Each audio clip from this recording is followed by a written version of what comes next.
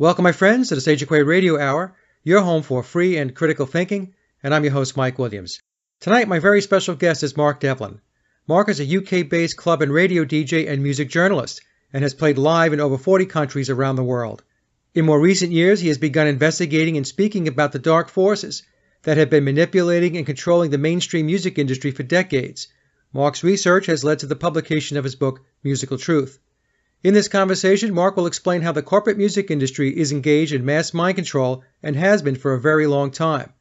And no discussion with Mark would be complete without talking about the death of Paul McCartney back in 1966 and being replaced by one William Shepard. And so without further ado, here's the show with Mark Devlin. Welcome to the show, Mark. It's a pleasure having you join me. You were so kind back in November, I think it was, of last year to have me on to talk about the Paul is Dead conspiracy based upon the book The Memoirs of Billy Shears by Tommy Harriet. And we will certainly talk about Paul is Dead during this show. Our listeners would be disappointed, I guess, if you didn't and I didn't, but we will get there. But I really wanted to spend some time talking to you about your current book, Musical Truth, which is a great book. It's 500 pages, and you go into great detail with regard to how the music industry utilizes music in order to condition the population. Essentially, it's mind control, especially when we talk about pop music. And it's there as a weapon by the controllers in order to steer consciousness, in order to establish certain beliefs and values and societal norms and those types of things there. So I really want to get into this because I think it's very, very important, and many people have no idea what's going on under the covers when they're listening to songs on the radio or playing a CD or playing MP3s on their phone and so on. It's really a very nefarious agenda. And with this show, we're going to spend some time digging in to find out what's really going on. But before we do that, Mark, I was wondering if we could just take a moment here and if you can just take us through your journey in life and how it is that you wound up doing the work that you're doing today, essentially researching and investigating the music business. So if you can do that for us, it would be great. Well, first of all, let me just say thanks for getting me on the show. It's great to connect with you. As you said, you guested on my show a few weeks ago and we had a great chat. And I'm not really doing any radio interviews this year because I'm actually writing the follow-up to Musical Truth at the moment, Musical Truth Volume 2, because this whole subject area is so vast that even in the massive book that Musical Truth Volume 1 was, at 170,000 words across 536 pages, it still only just scratches the surface of everything there is to know about what the music industry is being used for. So there's way more to tell, and I'm doing that in the second book. And so because writing a book is such a vast undertaking in terms of the time and the resources that it uses up, I've decided not to do radio interviews this year, and I'm not really doing talks and conference appearances, with the exception of Free Your Mind in the US in April and a conference in Ireland in February. So the rest of this year is going to be spent solidly head down writing. But I did want to make an exception for your show because I love your work and I felt it was only right to come and guest on yours as you'd been a great guest on mine. So, that's the preface to how I come to be here today. But this will probably be the only radio interview I do this year, certainly the only one I plan to do. So to answer your question about how I got on this path, my background is I'm a club and radio DJ of some 20 plus years. And for many years, that was my life. It was my identity. And if you'd asked me who I was, I'd have said, well, I'm a DJ. That just defines what I'm all about. And I went along that path for such a long time, completely oblivious to the idea that there could be anything nefarious or anything going on beneath the glossy surface of the industries that I was involved with. And this went on all the way really to 2010, which is the year where I had my conscious awakening, as I refer to it as. There were a few kind of seeds that were sown prior to that, around about 2007, 2008, when I first came across the books of David Icke. And I started reading those, and I came to realize that there's lots more to know about the world than what we're told by the mainstream news and by governments. So I already had some understanding of the fact that there were certain individuals and certain networks and groups that were controlling every aspect of human life behind the scenes. But I hadn't made the connection at that point as to how it played out into the industry that I was a part of, the music industry. So it took until 2010 before all the pieces of the jigsaw puzzle kind of slotted together in my mind. and something just clicked, and I was able to see everything so much clearer than I had before. And I really don't know what it was that made it happen at that time. And I can only really reflect that everything in creation, everything in this reality happens when its time comes and not a minute before. So there's a reason for why the timings play out the way that that they do. And I can look back on the 20 years that I spent as a DJ working very closely with the music that I now talk about in the book, and even associating with some of the artists who I'm now exposing in the book. And I wonder how it is that I missed what is now so plain for me to see. And it's very easy to look at those years and consider them wasted years. And you can think, all that time that I could have been spending doing something more constructive. But as I mentioned, everything happens for a reason. And I've come to understand that when we incarnate into this reality, we're giving our spirit souls the lessons that they need to grow and evolve on their journey. And that journey will be different for each individual, which is why we go through such different experiences in life. But the experiences that we do go through are exactly the ones that we need to take us to where, in a higher state of consciousness, we've decided we need to go. So that's something I've reflected on in recent years, and it helps me make sense of why it was that it took so long for me to get on the path that I'm on now. But I am on it, and what I'm doing now is very different to what I'd done before. So I came to an understanding of how these groups and these networks of dark occultists, because that's basically what we're talking about, run the entertainment industries in the same way as they run politics and finance and the worlds of academia and science and the mainstream media and big business and the military and every other walk of life you can think of. And that became my specialist area. I wanted to know exactly how it was that they got such a stranglehold on the music industry and how it was being used for mind control and social engineering purposes. And the more I delved into the subject, which is a process I'm sure you're familiar with, the deeper and deeper it got and the more different directions it branched off into. And whereas, first of all, I thought the story was all about some dark occult symbolism that was going into pop videos of the past few years, so, pyramids and all seeing eyes in Katy Perry videos and Lady Gaga videos, I pretty much thought that was the extent of it. And the more I looked into it, the more I realized it goes back further and further and further. And before you know it, you're looking at stuff from the 1980s, the 1970s, you're going way back to the 60s, to the 50s, to the very establishment of the corporate music industry. Then it goes back even further than that into previous forms of music and into Hollywood. And you realize that this agenda has been going on forever. And there are so many different ways in which it expresses itself.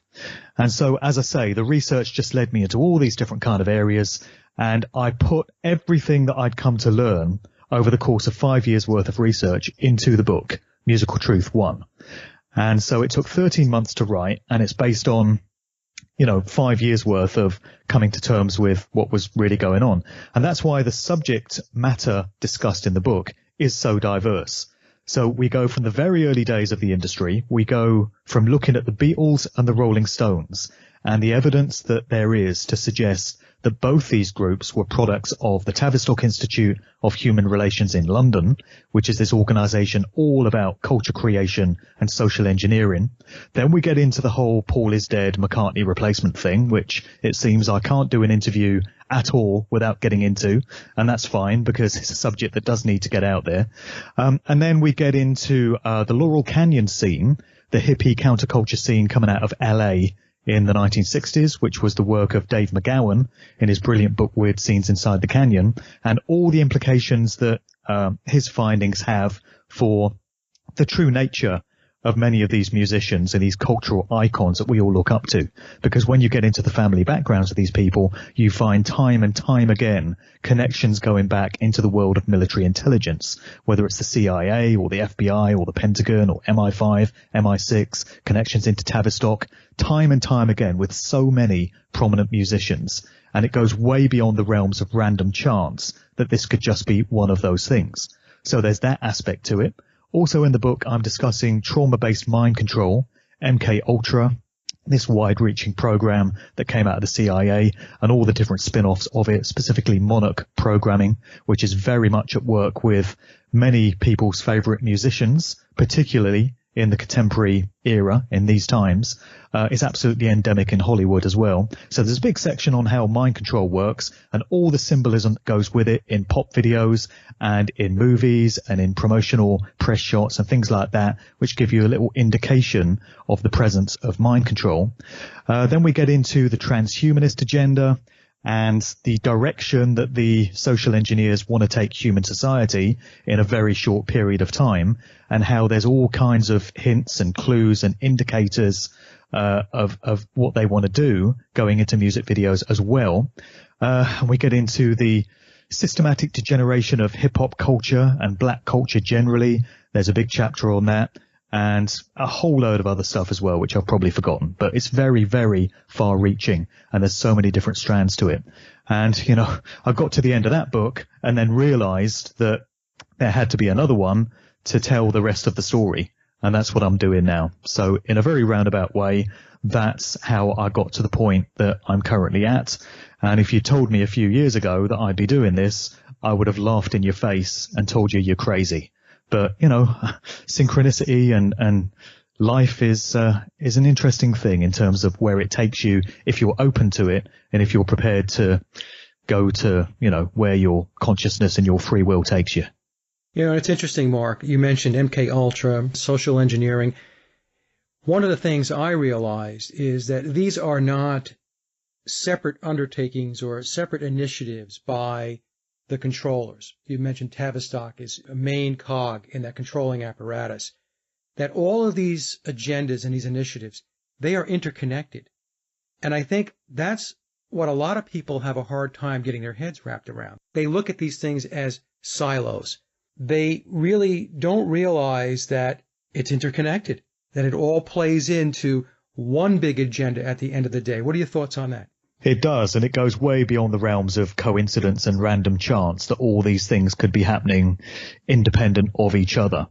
You know, so if you were looking at an agenda that was just coming out of the UK and was just affecting UK artists, you might be able to write it off if you felt so compelled as just the way things have panned out.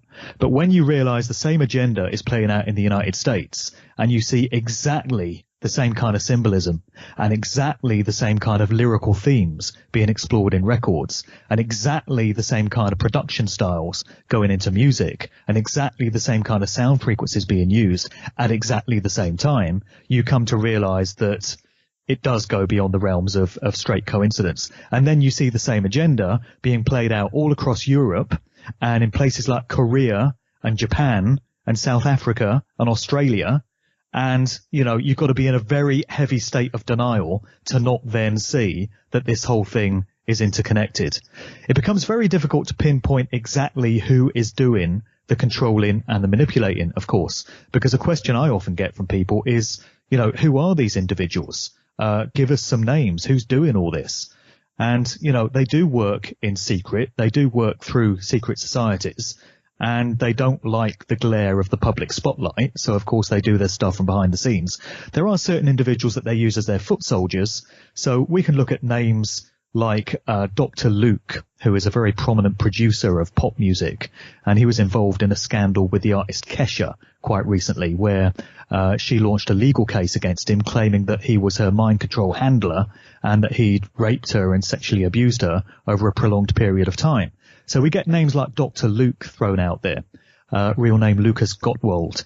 There was this guy called Sam Lutfi who was involved in a legal case with Britney Spears a few years ago, and that was quite similar. That was all about control of her business affairs and control of her personal movements and stuff like that. And there was a big argument going on between the Spears family and this guy Sam Lutfi. So, you know, we get names like that. And then, of course, there are prominent artists like Jay-Z. You hear his name banded around the whole time as quite a prominent player in what's being done in the hip-hop scene. He seems to wield quite some influence. There's rumors that he might be a Freemason or that he's a member of this Boole secret society, which is reserved specifically for black people. So you get the odd name like that thrown around. But the real controllers are, of course, staying out of the spotlight.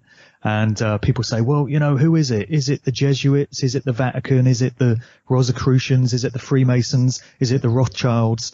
And, if you're honest about it, we don't really know the individual identities of the people that are doing the controlling. But you can know that it's going on just by viewing what's happening and looking at the symbolism, looking at the clues. We are given clues the whole time.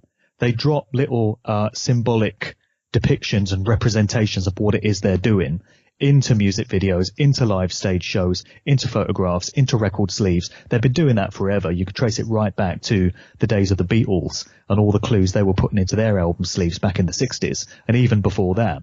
So they let us know that they're there, and you can feel the presence of the hidden hand the whole time. But it's very difficult to pinpoint exactly who it is that's doing it. So I think it's very important that researchers such as yourself, myself, and many others do get on the path to exposing all this stuff and getting it out there as widely as possible so that people have a chance to understand what's being done to them. And then they can make the free will decision to not be taken in by the mind control and the shaping of values and morals, which is being done to us subliminally, because that ultimately is what this is all about. It's debasing people's morals. It's changing people's value systems. It's changing people's perceptions of themselves, of the world, of what goes on. And all this is being done through what masquerades as entertainment. And that's what makes it so ingenious, because nobody's expecting to be mind controlled when they're listening to some music from their favorite band. They're unwinding from the stresses and the hardships of their working week to some music that they enjoy. Or they're watching a favorite TV program, or they're going to the movie theater to watch a latest film. And nobody expects to be programmed and conditioned in that way when they're just enjoying some entertainment. But that is when your guard is down, of course. People are suspicious of the mainstream news, or lots of people are, and so they should be. And people are suspicious of what government ministers say, and they should be. But people tend not to be so suspicious when they're listening to music or watching a movie. And the brilliant thing about it is that's where all the mind control is done. And not only that, but people pay for it. People actually pay for their own mind control. They'll quite happily pay to go and see a movie. They'll happily pay to buy a CD. And they don't realize that that's what's being done. But yeah, getting back to your question, it is all coordinated, all these different strands. They do all fit together. It's like a giant jigsaw puzzle. And when you can see how it all works together, if you've got a mind open enough to take that on board, then it's very revelatory indeed. And, it's researchers such as us, I feel, that are putting those pieces together.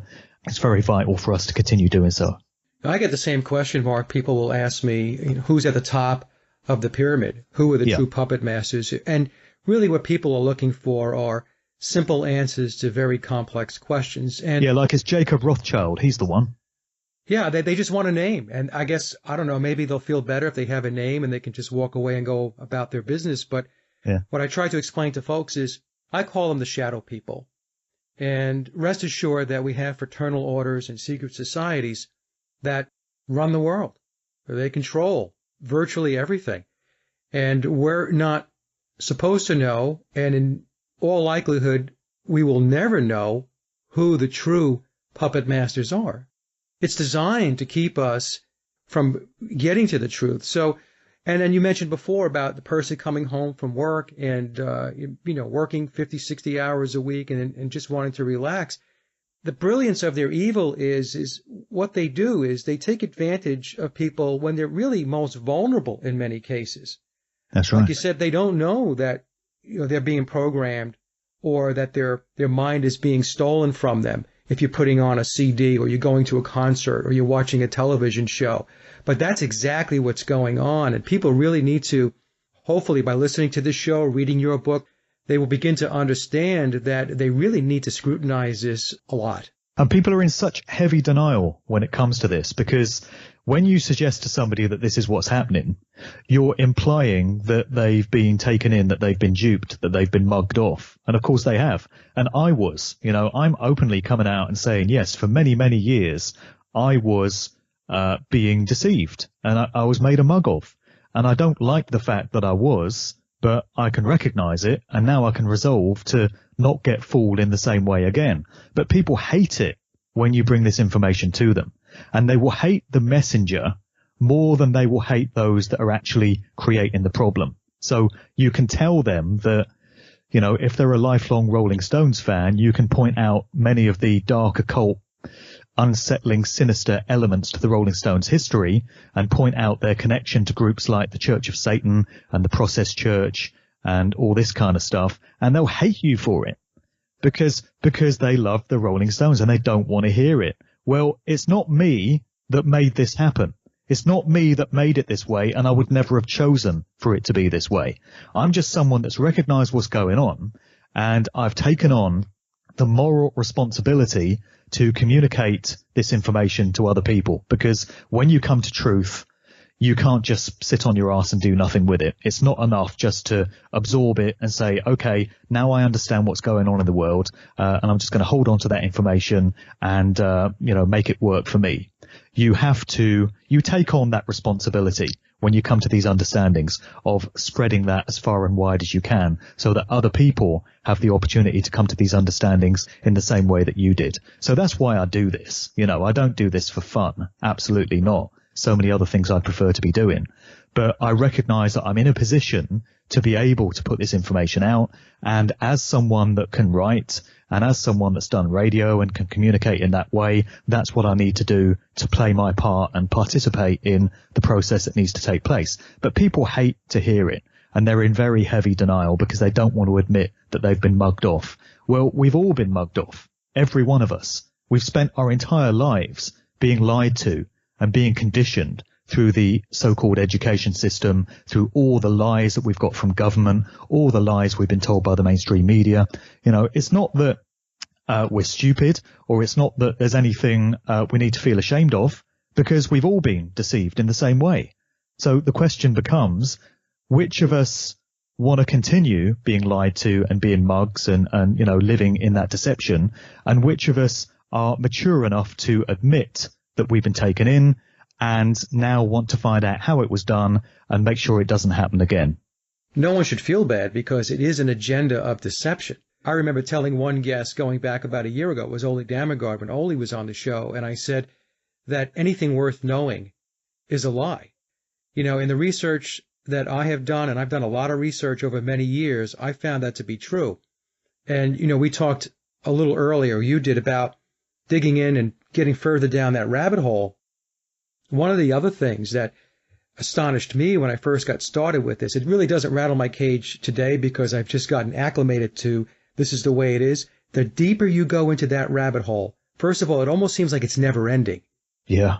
The more bizarre the stuff gets. You know, it's very, very interesting. You start at a certain level and you dig a little ways down and then you find some more information and you just keep going and going. Yeah, and the going. more you know you don't know. Exactly. Now, in your book, you touched on this just a little while ago. Here's a quote from you forward. There are many things I prefer to be doing with my life than putting out information like this, but truth is truth, and it remains so eternally regardless of whether any one individual likes it, believes it, or chooses to look at it. Now, my question to you is, do you view your research as a drive to awaken people in an evangelizing fashion, or is it more about putting the truth out there and then it becomes the responsibility of each individual to pursue the truth? Well, it has to be the latter, because I can't force this stuff down anyone's throat, and I shouldn't either, because the world is already full of people telling you what you must believe. You know, fundamental religious leaders with their rhetoric insisting that their religion is the true one and everyone else has got it wrong and you've got to listen to them. And politicians saying the same thing. You know, the last thing the world needs is somebody else saying you have to believe this. You have to take this information on board. My job finishes when I've put the information out there and given people an opportunity to look at it and make up their own minds what to do with it. You know, that's my karma relieved, if you like. That's my participation made. So I do wish it wasn't this way, but it is. And so I have to knuckle down and get this work done. And in all honesty, Mike, I don't expect to see any major changes of the magnitude that needs to take place in my lifetime. What I feel I'm doing is sowing seeds for future generations And I think that if enough of us keep on doing our thing and making our own individual contributions to the process, then it is going to have ramifications into the future. And who knows how many years from now, 30, 50, 100, 200, maybe more years from now, maybe the fruits of our labor will, start to be felt. So I'm under no illusion to the fact that it's going to feel like I'm beating my head against a wall probably for the rest of my days, because I'm not going to see immediate results to the information that I and so many others are putting out there. But I feel that it will have its impact when it needs to, and at some point in the future, that this work will pay off. And I just can't stand the thought that the generation we have now will squander the chance to expose the agenda that we have, and will not step up to that responsibility, because we have a major responsibility, people of our generation, because we remember better times. So much has changed in society over the course of the last 20 years. I make this point in the book as well, that if you take it back to 1996, very few people had mobile phones. Very few people were using laptops. The internet was in its infancy. Nobody was using Facebook and social media and stuff like that. You could still walk into a grocery store and pay with cash to an actual human being behind a counter. You didn't have barcodes all over the place. You could actually phone your electricity or water company and speak to an actual human being without having to go through a bloody robot system. And vocalists on records, that was actually their voice that you were hearing and not one that had been plugged through a computer. So all these changes have happened in such a short period of time.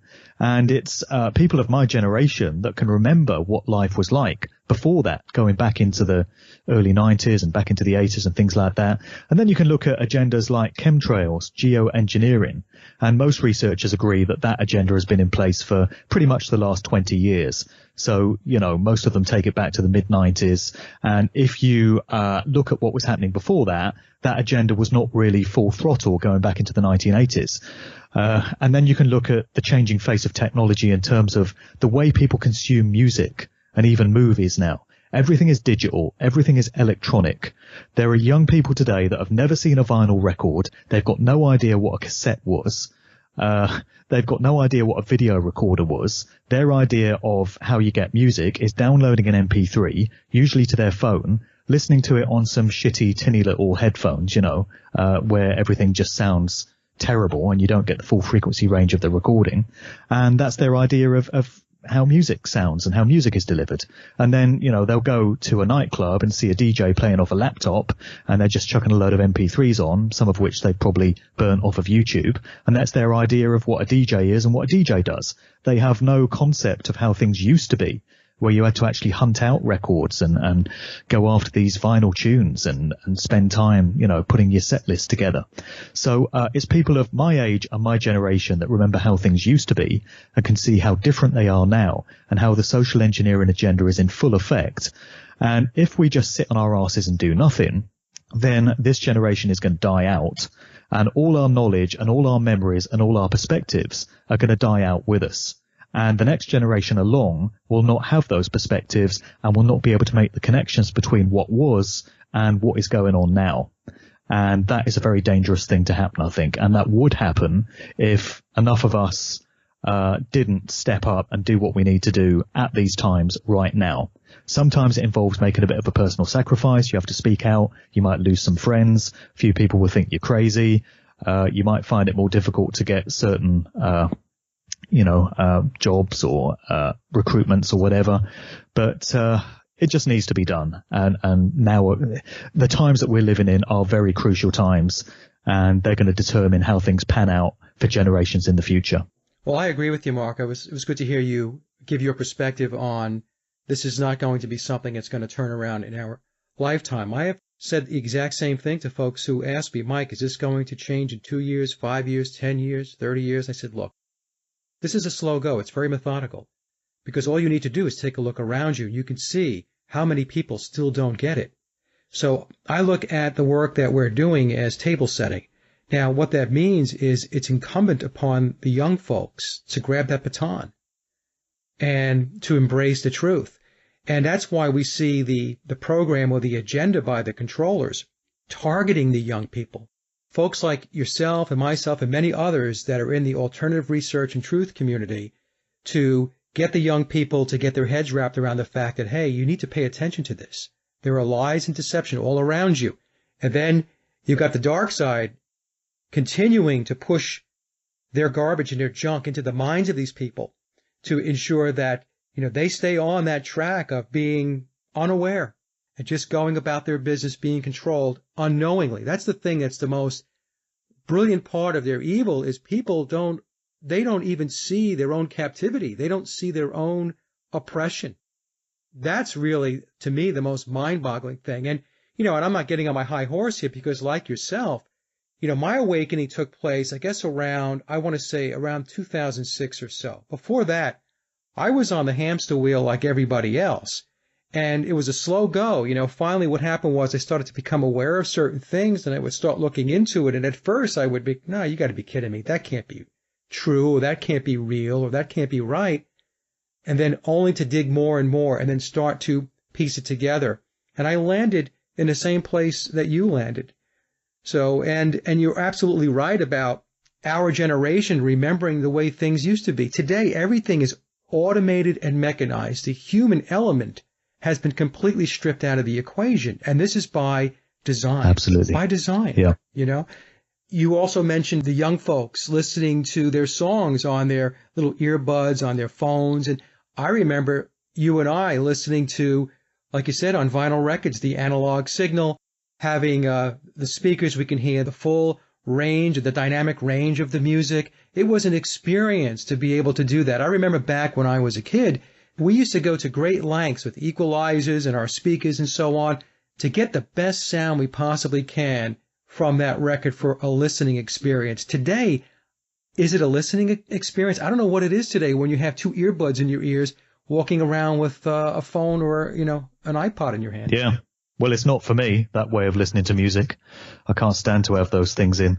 But you make a very good point about how they've always got young people in their sights.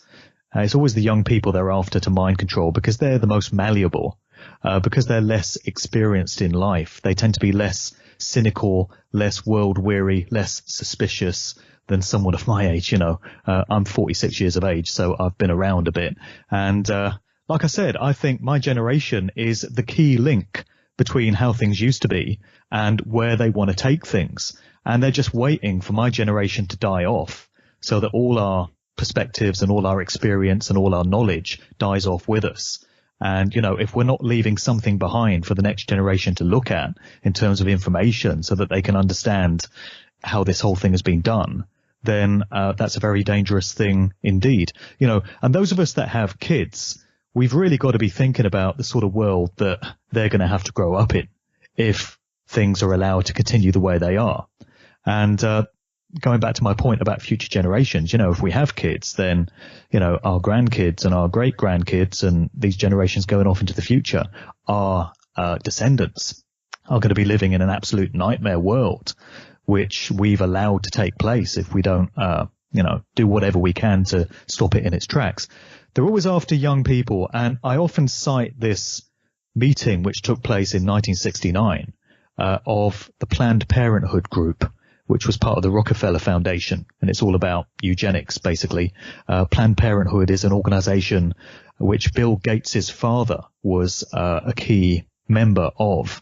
And Bill Gates himself is, definitely a eugenicist. That's where his values lie. And I often cite this meeting. It's one that David Icke always brings up in his talks and his books, but I put it out there because it's such a brilliant way of demonstrating how the controllers plan their moves so long in advance, decades in advance. They know where they're going. They know what the projected agenda is 50, maybe even 100 years into the future. So there was this meeting which took place in Pittsburgh, Pennsylvania, and there was a guy called Dr. Richard Day who was wheeled out to this group of delegates at this Planned Parenthood meeting. And he was outlining all the social changes that were due to take place in society in the coming decades. And it was a group of pediatricians. So you might think, well, why would a senior pediatrician have access to information about how culture was going to change? Well, it's because he came out of one of these groups, which is part of the secret society network, and they all communicate with each other, and they all plan together, and they know what the projected agenda is because they share that information, but they keep it closely guarded to their own kind, their own circle, and the rest of us aren't supposed to know about it. But every now and again, we get the opportunity to know. So the story goes that this guy, Richard Day, addressed all the guests, and he said, this information is for your ears only. It's for your information, and please don't take notes or make recordings. But apparently there was one guy by the name of Lawrence Dunnigan who did decide to take notes, and so he surreptitiously jotted down what was being said in the meeting. And shortly before he died, many, many years later, he came out and revealed the contents of that meeting, and he talked about all the stuff that they were told in March 1969 about what was going to happen in the coming decades. And he was spot on in absolutely every aspect. He was talking about how they were going to degrade morals through movies and through music. They were going to desensitize people to sex and violence through what they would see in movies and TV shows, so that in the end, anything would be fair game. You could see any kind of depraved act or any kind of violent act in a movie, and through a slow period of conditioning over several years, people would just come to accept it. It would be a slow drip thing. You know, you wouldn't go straight away and put these scenes into movies, but you would gradually get people used to seeing more and more daring, more and more risque things, so that they would end up being unshockable. And a good example of how that is done, I feel, in the music industry was through Eminem. Because I can remember when Eminem first launched with his Slim Shady album in 1999, the stuff that he was talking about was absolutely shocking to people. He was talking about murdering his baby mother, you know, slitting her throat, taking her out to dump her body in the lake in the middle of the night, and taking his young daughter with him and getting his daughter to help him push the body into the lake. And he's talking about, you know, rape and drug abuse and all kinds of stuff. And people were absolutely shocked by this. They'd never heard anything like it.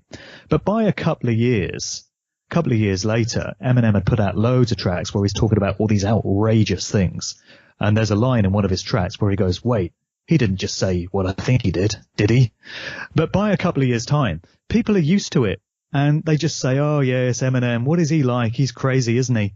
And they've just got used to him talking about rape and murder and mutilation, so it becomes normal. It just becomes a joke thing, you know. That's the way they slowly desensitize people. But going back to this 1969 meeting, what they said was, it's the young people, the younger generation that we need to target with all these mind control and social engineering programs. And he actually made a comment to the effect that, don't worry about the older generation. It doesn't matter that they won't like what we're doing because they're irrelevant. In a short period of time, they'll have died out, they'll be gone, and they don't matter. So just concentrate on the young people. And that's what we see all the time. With all this toxic garbage music that's coming out now, the debasement and degeneration of so-called hip-hop, all the shite stuff that's going into pop music, all the auto-tune, all the garbage stuff that you're seeing in videos, is all aimed at young people with malleable, impressionable minds that don't have any memory of how things used to be better, so they've got nothing to compare it to. Like I said, you know, kids today don't even know what a vinyl record is. An MP3 is all they've known. So it's always the young people. They're so easy to mind control. So because they're the ones that are in the crosshairs of the social engineers, they are the ones that also have to be in the target of those of us that are trying to get this information out there.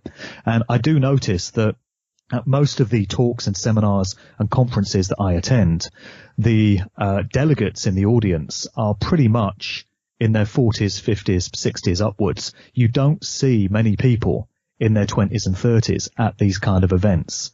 And I don't hear many people in their 20s and 30s phoning into radio shows of this kind of nature. You know, it tends to be people of 40 plus who have figured it out, who've got it, who are absorbing this kind of information. And in many ways, you're kind of preaching to the converted when all you do is speak to people of that age. We've got to find ways of getting through to people in their teens, 20s, early 30s, and pointing out how this agenda is being aimed at them. They're the ones that are being controlled by this stuff. And that's a very difficult thing. I'm not claiming I've got the answer as to how that can be done. I'm just saying that I think it's very important to find ways of doing that whenever we can. Yeah, the young people are definitely the target. and they go after them every which way from Sunday.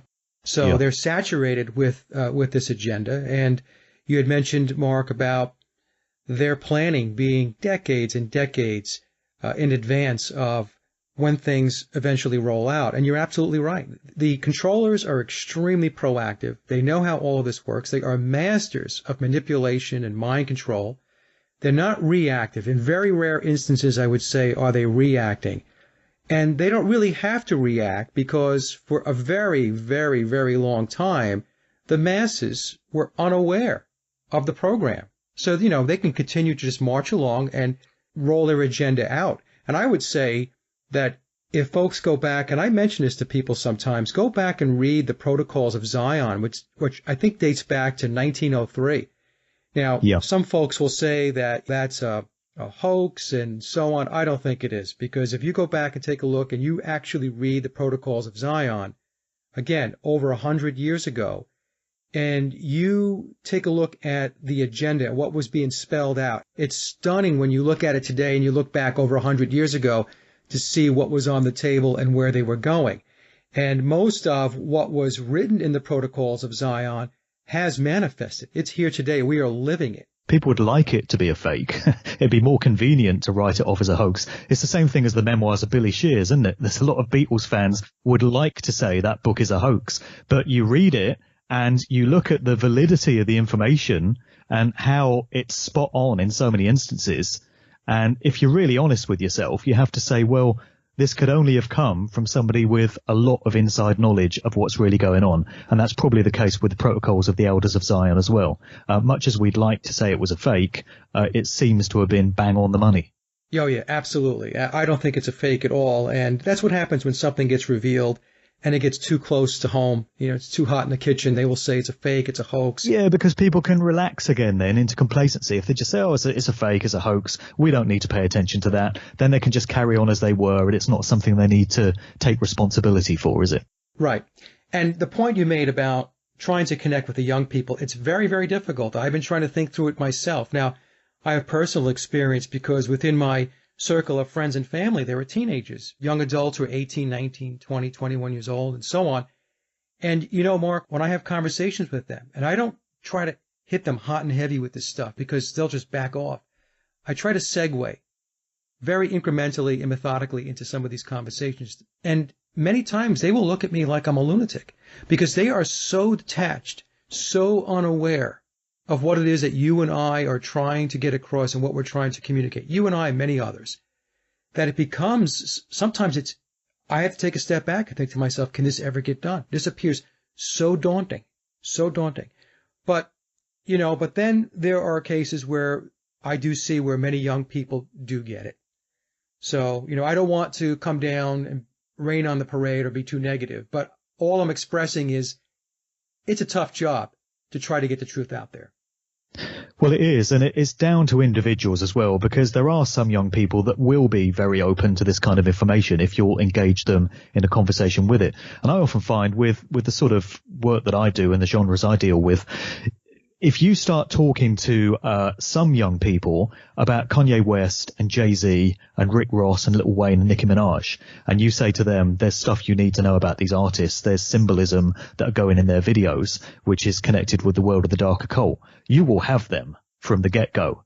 And you'll see that spark of curiosity in their eyes. And they'll say, what is it? What is it about Kanye? Yeah, I've often thought there's something a bit strange about him. And then you can say, well, Kanye would appear to be a victim of mind control, trauma-based mind control. That's why he appears dissociated so often.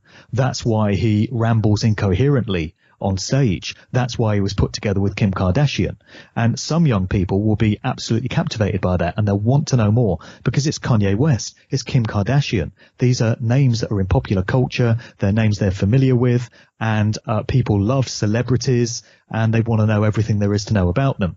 But then, as you say, there'll be other people whose eyes will glaze over the minute you start talking about it. They'll write you off as that conspiracy nut, or they just won't be interested. They just won't want to hear it at all. And I think this comes down to something that I mentioned earlier in the conversation, which is our individual soul's journey. I think, we come here to learn certain lessons and to grow and evolve in certain ways. And for some people, the lessons their soul needs to learn and the experiences they need to go through may well involve spending a lifetime in ignorance. So the reason these subjects don't engage them is because that's not the path they're on this time round. They've come to live a life of ignorance, and people might ask, well, where's the value for a spirit or a soul in living a life of ignorance? Well, if you take the view that we go through many different life experiences, which I believe we do, this isn't the only one, then it's a continuous process of successive lifetimes. And you go through different experiences each time round. So for some people, they'll be more advanced in their journey than others, which means they're more amenable to this type of information and to truth. And others may be, further back on the journey or on just a different kind of journey, and they're not ready to hear that information. And you can sense that when you're talking to somebody, whether they're going to be open to it or not. And I'm sure we've often felt that we're just wasting our time and banging our heads against a brick wall when we're trying to get through to certain people, because they just reject every piece of truth that you try to offer. They scoff at it. They laugh at you. They ridicule you. And I think we just have to take the view that these people are not going to get it, not this go round. And you have to leave those people alone. Let them tread their own path. It's their free will. It's their choice. And you concentrate on the people that are showing a glimmer of interest. And just try and engage them, because you can just waste too much time preaching to people that just don't want to hear it, I feel. Well, that's a good point, because in the beginning, when I was first getting into research, I would take things that I found and I would try to express them to family. And I was shocked at how they were not open. Actually, some of them had become very belligerent toward me for talking about some of the stuff I was trying to talk to them about. Basically, I got tired of being a punching bag. So I had to pull back, and I had to learn for myself that you just can't take this stuff and march it out to anybody, because not everybody's going to accept it. In fact, a small minority of people are going to have ears. So now what happens is I have taken the position, which it sounds like you have the very same position, is I will do the work, I will do the research, I will present it, and that's how I'm going to approach it. If it resonates with you, then you take it. Maybe you could take it further, do some more of your own research, do your own homework. If this is something you're not interested in, I am not going to evangelize you. I am not going to chase you down the football field and tackle you, because it's just not your time to understand this stuff. I mean, that's basically where I have come to be with this also. And it's difficult when those close to you, family members, just don't seem to get it and don't seem to have an interest in the sort of stuff that you're trying to engage them in, because it's part of your instinct to want to get them on board with you. But even close family members sometimes just aren't showing the signs of getting it or being interested in it, and you have to kind of pull back from them as well, which is a very difficult process. But it just becomes obvious when you need to do that, I feel. Yeah, you do have to make adjustments. I've had to make adjustments, and I have to keep the peace when I go to family gatherings. I can't show up as, Mike the conspiracy guy, because that's some of them, So you're not Sage of Quay on those occasions? No, I'm just Mike. But you have to measure it with friends and family. I mean, I think the objective here is not to go around pissing people off left and right. Like I said, it's a matter of there are people who are game, who are ready to hear this. They're at that point, like you said, in their soul's development, where, okay, it's time. And so they will grab onto it, it resonates with them, and they will do something with it, and they will wake up. And then there's a whole slew of other people out there where this stuff is never going to mean anything to them, at least in this lifetime. And so they're going to live their life in that matrix. And like you said, that's a lesson, right? So, when you go do your life review after you leave this life, it's going to be, so how was it living in the matrix? How was it being lied to and deceived? Did you like it? So, and maybe the next time around, it'll be a different role that they'll play. Yeah. But, I think it is important also that we take a bit of time out to do normal, in inverted commas, stuff sometimes as well, because another thing about this type of work is it can become obsessive. And I'm quite thankful for the fact that I do have a family around me, actually, because it gives me something to something else to do with my time. You know, I have family responsibilities. And if I didn't have that, I'm the type of guy, it's my nature that I would probably throw myself into this work to such a degree that I'd be up for sort of 3 nights straight without sleeping, and I wouldn't go out of the house. I'd just stay there with the curtains drawn, doing this research and getting depressed and getting bogged down by it all. I think we need a release valve sometimes, and so we do need to do normal stuff. Go out for a walk in the park, go out for a meal, go to the pub and have a drink if you want to do that.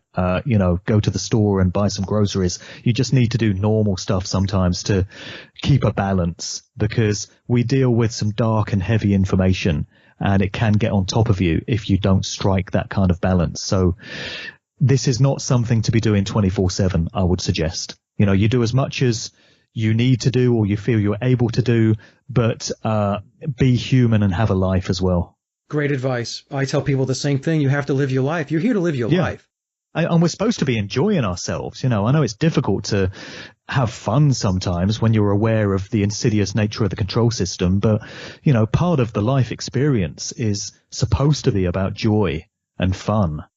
I've spoken to others in the truth movement, in the conspiracy research community, Mark, and, we'll talk offline, and they'll say to me, Mike, this is getting very depressing. I don't feel very motivated. It just seems like the whole world is hell in a handbasket. And I said, look, you need to step back from this stuff.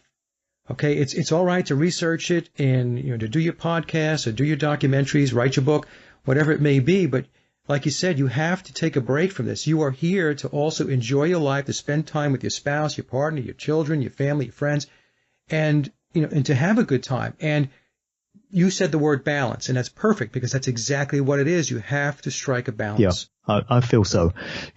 Sometimes you can feel guilty for having fun. I don't know if you've ever felt like that, but since discovering the true nature of this world, there are times where I don't enjoy myself and have fun as much as I used to, but on the rare occasions that I do, I sometimes find myself feeling guilty, and I think I shouldn't be this happy when there's so much suffering and madness going on in the world. And then I kind of stop and check myself and think, well, you shouldn't feel guilty for it, because there's a lot of people out there that all they do is party, all they do is have fun. They don't take on any kind of responsibility for trying to make this world a better place. And as long as you're doing something, then don't feel bad about having a bit of fun from time to time, because, as you just said, it's part of the life experience. You have to recharge. You have to take time to recharge so you can go back and fight the battle. If you're constantly in battle and you never get a break or take a breather, then what's going to happen is you're just going to become useless. You're going to lose your motivation, or worse. People can be in mental states that are not healthy. So it's very, very important to stay healthy, to strike that balance, get recharged, and then you can fight the battle that way. Now, I did want to ask you about, because I think we would be remiss without talking about Jimmy Savile. Yeah. So Uncle Jim. Yeah, Uncle Jim. So this goes along with the perception that was put out there about Jimmy Savile. So for the folks that are listening that might not be familiar with Jimmy Savile, he was a British icon for a very long time. And then upon his death in 2011, it came out that he was a serial pedophile and heavily into the dark occult. And so, in fact, Mark, I wrote this down on Wikipedia. This is the narrative. It never mentions his sordid life. It says, Sir, so he was knighted, Sir James Wilson Vincent Jimmy Savile was an English DJ, television and radio personality, dance hall manager, and charity fundraiser. So what's going on here that a happy face is still being put on a very evil person? Because the thing with Savile is he's no longer on the pages of conspiracy theorists. His whole sordid life of being a serial pedophile went right into the mainstream. It was all into the British tabloids and so on. And yet we still have a narrative like this on Wikipedia. So could you give your view on what the heck is going on here? Well, that Wikipedia piece, surely further down, it must talk about his sexual misconduct. There must be a reference to it there, right?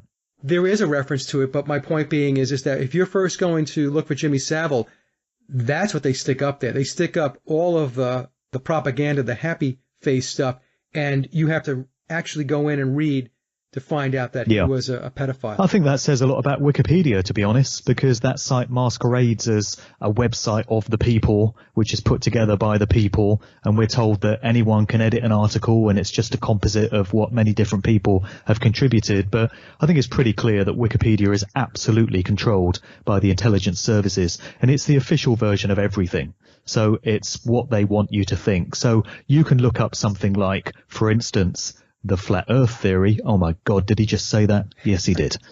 You could say it on my show, my friend, because I'm there with you. Yeah. But you can look up flat earth. So if you're somebody that's heard some stuff about this and you don't quite know what to think, the first source that you'll think to go to probably is Wikipedia, because that's the source that most people first think of. So you go to that and they'll tell you that the flat earth theory is this antiquated idea from several hundred years ago, and it's now been completely misproven by science, and anyone that now believes in it is a Luddite and probably a bit mentally unstable, and they're not particularly bright and clever because they don't understand science. So people are going to go away with that impression of what this whole thing is all about because Wikipedia told them so. So you get that with lots of things. If you look up David Icke, for instance, on Wikipedia, it doesn't matter what anyone thinks of David Icke. I know there's a whole load of different opinions about him, but that site will tell you that he comes out with these wild, wacky, crazy theories that can't be proven, and it just portrays him as a bit of an unstable character, really, which is not a very fair and balanced account of what he's all about and what his work represents. So I do think Wikipedia is absolutely controlled. So it doesn't surprise me that they're trying to underplay Savile's role in establishment paedophilia, because that is the case. There's been a desperate attempt by the BBC particularly to portray Savile as a lone operator. Just this guy out on his own agenda. He had no particular affiliations or connections. He was just this guy that got up to all these terrible things over the course of 50 years, and nobody knew about it. Honestly, we had no clue. There he was raping children in his BBC dressing room after he's filmed an episode of Top of the Pops, and he did this from the 1950s for about the next 40 odd years under who knows how many director generals, and nobody had any idea it was going on, and we only discovered it after he died. Just one of those things, folks, only came to light a year after he died. And of course we feel terrible about it now, but there's nothing we could do at the time because we didn't know. And as for the Queen knighting him twice, because once wasn't enough, she had no idea, bless her. Didn't have a clue. I know MI5 are supposed to do background checks into all the people that the Queen comes into contact with, but they just happened to miss the fact that he was a serial paedophile and necrophiliac for several decades. And the same goes for all the other paedophiles that the Queen's knighted. All these other sirs and all these other lords that have since been exposed as child rapists, only after they've died, mind. It only ever seems to come to light after they've died. But, there was Greville Janner, and there was Lord McAlpine, and there was Sir Cyril Smith, and there were all these other, Sir Clement Freud, all these other sirs, that have since been exposed. And the Queen had no idea, bless her. She just didn't know. So that's the impression that the general public's being given. Jimmy Savile presented Top of the Pops, which was this household name TV music show that ran on the BBC from 1964 for 50 years. Or 40 odd years, I think it was. And they're showing repeats of that show. They show them consistently. They go back to, they're on 1983 at the moment, and they show every episode of that program on the week that it was first broadcast, so we're getting all the January 1983 programs at the moment. But every old episode of Top of the Pops that you see, not a single reference to Jimmy Savile. He's been spliced out of every one. You will not see him on any of those shows. So they're trying to pretend that he never even existed, just to downplay the whole thing. But when you look into it, you understand that Savile had connections to the very upper levels of the establishment. He was closely affiliated with the British Prime Minister Margaret Thatcher, and he used to spend Christmases at her family home several years in a row, Can't imagine anything worse than spending Christmas with Jimmy Savile, but there you go. And he was also closely affiliated with the royal family. He was a close friend of Prince Charles. Prince Charles visited him at his home in Scotland, his cottage in Glencoe. There's footage and photographs of that. Prince Charles is said to have given Jimmy Savile a pair of gold cufflinks for his 80th birthday with the phrase or the words, "Dear Jimmy, no one will ever know what you've done for this country," engraved in it, which could have a double meaning. And so Jimmy Savile was involved with Stoke Mandeville Hospital Spinal Injuries Unit in Aylesbury, where he had access to the ward where you had disabled kids that were bedridden and couldn't move. And so now we have revelations that he was having his way with, you know, these poor kids, these vulnerable victims. He also volunteered to work in Leeds General Infirmary in the mortuary, and he worked on the night shift, which gave him access to dead bodies in the middle of the night. You know, the mind boggles as to what went on there. And he was also involved with Broadmoor Mental Health Hospital as well. And he was a close associate of Peter Sutcliffe, who's the Yorkshire Ripper. There's footage and photographs online of Jimmy Savile introducing Peter Sutcliffe to the boxer Frank Bruno, which seems to be quite an interesting group of people there. So there's so much more to know about Savile and how he was connected. And he was very much a gatekeeper for these establishment paedophile rings, institutionalized paedophilia, and he was evidently a procurer of children for these people as well. Someone else that he was closely linked with was the former British Prime Minister Edward Heath, who was in office from 1970 to 74. And there are lots of boys, young boys, that went missing from children's homes at that time that were seen in the presence of Jimmy Savile and or Edward Heath. They went out on a yacht that Heath used to sail out to Jersey, and they were never seen again. So he was very far from a lone operator. And what you're seeing is desperate exercises in damage limitation to try and underplay the extent of his connections.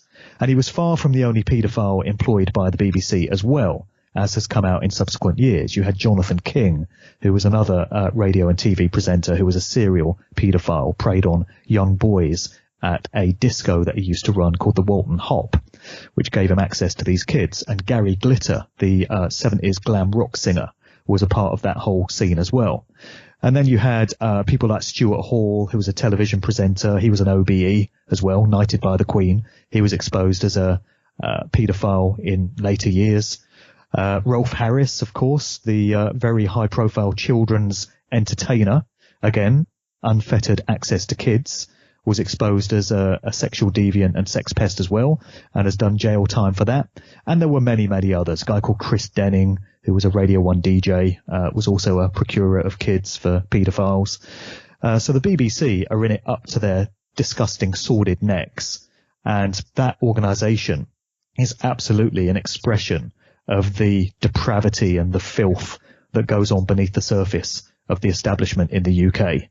And it will be no different in the US, as you well know, Mike, and right, in all other countries around the world.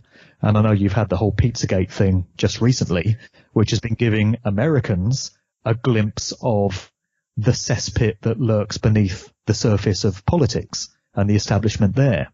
And I don't really know what the latest is on that. You probably do. But in the same way that a lot of British people seem content to write the whole Jimmy Savile thing off as, well, he's dead now and we've learnt our lesson. I'm very concerned that the Pizzagate thing is just going to fizzle out and go the same way. And there's going to be exercises in damage limitation there to just give the impression that it was fake news and there's no foundation to it. And so people that were initially shocked will now just go about their business and say, oh, well, you know, business as usual. There was nothing to it. And what was a wonderful chance to finally expose the true extent of the vice and depravity of the elite ruling class will have been squandered. You know, that's a bit of a concern right now. Well, it is fizzing out. Pizzagate is, I can tell you that, Mark. It was hot and heavy with the WikiLeaks release before the election. And it had a good run maybe for about 4 to 6 weeks, I would say, and then I started seeing that it was starting to tail off. Now, there are still some researchers out there that are still pushing it, but what is clear and I think it's the same thing with Savile as we're seeing with Pizzagate, is law enforcement. Law enforcement has no desire whatsoever, at least overtly, to tackle it, to investigate. You don't read anything about any investigations taking place with regard to Pizzagate. So it's one of those things, it popped up. A lot of people got, really taken back by it. Those of us that have been in the research community weren't surprised by it. Maybe we were surprised that it finally came out the way it did. But in terms of the revelations, we were like, and what? And what? It's just more of the same. And, we're surprised that people are shocked by this. But for many people, it was the first time they've heard that the elite political class could be embroiled in paedophilia.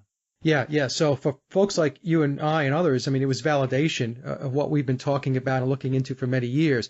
But I'm seeing it right now. It's losing traction. It's losing legs. So unless something happens, that's something happening behind the scenes where maybe the Justice Department or the FBI is investigating, I don't know. I haven't really seen anything that to substantiate that that's actually going on. I think it's going to go the same way as Jimmy Savile. Now, I did see a documentary going back, I want to say about a month ago, where they said that Savile, along with his pedophilia and all his other antics, that he was a high-level priest, black magician, and a disciple of Aleister Crowley.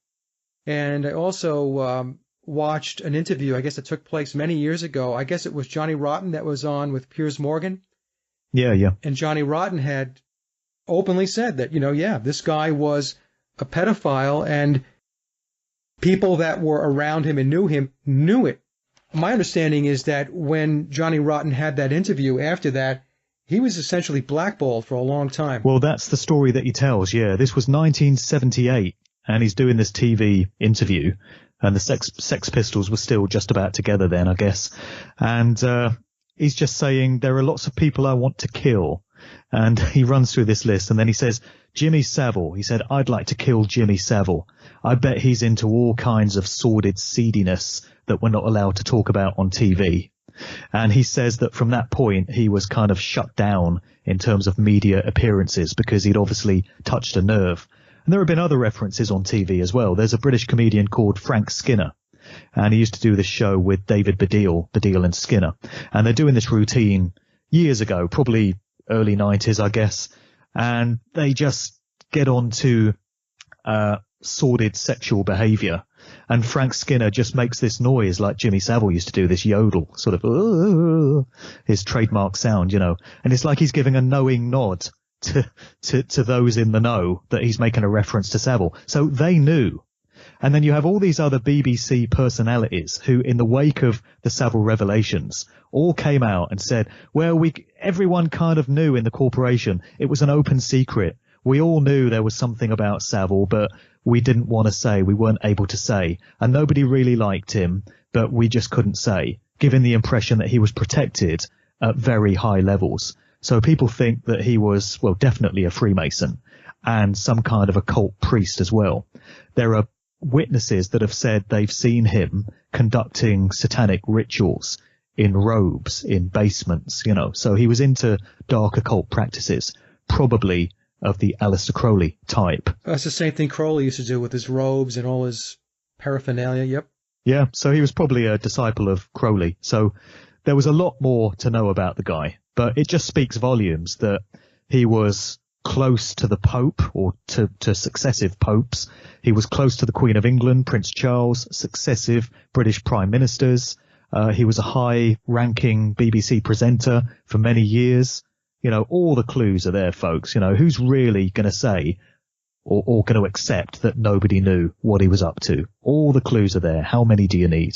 And this is another thing. Often when you present items of information to people and you confront them with truths, they will scoff at it. They will tell you you're mad. They will tell you it can't possibly be true.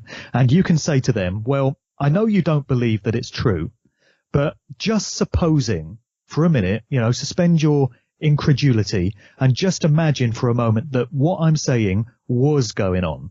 Would you want to know about it? And I think most people in a situation like that would say, well, yeah, I would want to know about it. So then when you tell them that actually it is going on, they still don't accept it. And they say, no, that doesn't sound right at all. Oh, really? Well, I guess you didn't really want to know after all. Because I'm thinking of people in the States, right? And if you'd said to them, before this whole spirit cooking and Pizzagate thing blew up and all these Podesta emails, if you'd said to the average American, if your leaders, your politicians, people that you look up to and who are supposed to have your interests at heart, were involved in sordid activity like child trafficking and child torture and paedophilia, would you want to know about it? I think the average American would have said, of course I would. Yeah, absolutely. I'd need to know about that. So then we have these revelations which come out and all the evidence to support them. And as you've said, the whole thing seems to be fizzling out. So people aren't getting mad about it. They don't seem to be getting up in arms about it and demanding that something is done about it. They just seem to be kind of writing it off and accepting the idea that it was fake news, or just accepting the idea there's nothing they could do about it. So how much would they really have want to know if when they do know, not a whole lot happens? It's just my thoughts on it. Yeah, no, they go back to their ball games and their beer. And meanwhile, more children are getting tortured and who knows what. Right. Now, this is going to segue into my next question, because Savile was within many bands' circle of influence. And one of those bands, and you and I have obviously talked about the Beatles with a show that I was on your show a few weeks back, and we talked about the Paul is Dead conspiracy. And we talked about it from the perspective of the book, Tom Harriet's book, The Memoirs of Billy Shears.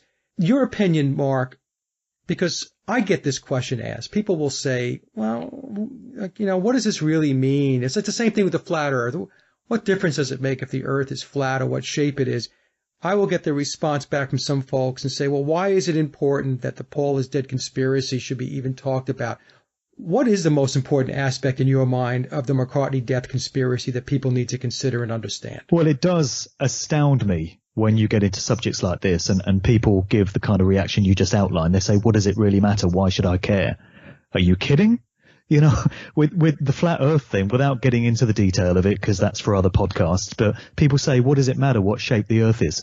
Well, if it's not the shape that we've been told it is, and if it's in fact motionless and not spinning through space at 1,000 miles an hour and 66,000 miles an hour around the solar system and all the rest of it, and the sun is not really 93 million miles away as we've been told, don't you think it's kind of important that we should know? And don't you think that raises questions about why the scientific establishment and mainstream education has been telling us that for the past 500 years? Don't you think there might be some ulterior motive in them giving us that disinformation? Doesn't it concern you that generation after generation has been given erroneous information of this nature? That's not important to you? Don't you want to know why you were lied to and what the implications are of this? How can anyone not want to know that or not think it's important? And so you can apply that to the Paul McCartney thing. So you'll say to some people, Paul McCartney, or the person we think of in the world today as James Paul McCartney, is not the original James Paul McCartney. It's somebody else. And a lot of people will say, well, he may be, he may not be. What does it really matter? The music's still good. Well, it matters because one of the most famous people in the world has been replaced by somebody else in a deception of a monumental scale. And millions of people around the world have fallen for it and have been taken in and have been duped. And you don't think that's important. You don't think that raises questions as to who was behind this, what the motive was, why they would want to lie to us and deceive us in this way. What does it say about the nature of those that would cover something like this up, and what kind of organizations they might belong to, what kind of oaths of secrecy they might have taken, and what that says about the rest of us and the way that they view us? Of course it's important. So we really do need to get to the bottom of this. And with so many subjects, Mike, what I'm coming to understand is, we spoke earlier about how you can dive down these rabbit holes, and the more you get into stuff, the more you understand how little you know and how much more there is to know. I've come to realize that with so many subjects, it's easier to say what is not happening with them than to come to a definitive answer as to what is happening. So you state it in the apophatic sense. So when it comes to flat Earth, I'm harping on about it a bit, and I know that it's going to generate a response, but whatever. I feel the easiest thing is not to try and say what shape it is or what nature it is, whether it's hollow or not, but to state something that we can know for absolute certain, as far as I'm concerned, which is whatever else it may be, it's not moving. It's motionless. You don't think we'd feel it if it was moving? So as far as I'm concerned, that's something that you can state in the apophatic sense. It's not moving. Now you can apply that to the Paul McCartney situation. There's all kinds of theories about who the replacement might be, about whether there's more than one replacement, about whether the original Paul is still alive and sometimes pops back into the role. And you can drive yourself mad trying to make sense of all of this. But there's one thing you can say for certainty in that subject as well, in the apophatic sense, which is it's not Paul McCartney. The person that we see today, that passes himself off as Paul McCartney is not the original Paul McCartney. And as far as I'm concerned, you start from there and build it up. That's your starting point. Well, it's not Paul McCartney. And the interesting thing is when I show people, of the montage pictures that I did, Mark, I put them on Facebook, and I still have people to this day. I mean, I have 3 charts now, 3 slides that show different pictures of Paul McCartney over the span of 50 years. And I'll start with a picture of what we refer to as the biological Paul, the real James Paul McCartney. And then after that, I'm going to show you a litany of other faces, the different faces of Paul McCartney over time. And it's very, very clear once you do that analysis that it's not the same person. In some pictures, it's not even close. And you still have people that look at it and they will say, looks like the same person to me. So I don't know whether they're pulling my leg or they just do not have the intellectual aptitude to be able to critically think and discern. And it goes back to, like sometimes people will say to us on this topic or any other topic, and they'll say, well, show me proof. And the thing is, most of the proof that they're looking for, they hold the cards. In other words, if they just utilize their God-given gift of critical thinking and observation, they would see and they would become aware what is truth and what is not truth.